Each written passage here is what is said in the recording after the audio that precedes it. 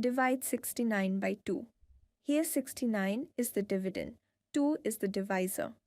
Let's learn to divide where the number is not exactly divisible by the divisor. We divide the dividend from left to right by the divisor.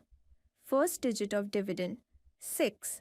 We will divide by divisor 2. 6 divided by 2 is 3. Write 3 in quotient space. Write 3 into 2, 6 below 6 of divisor. Subtract 6 minus 6 to get 0.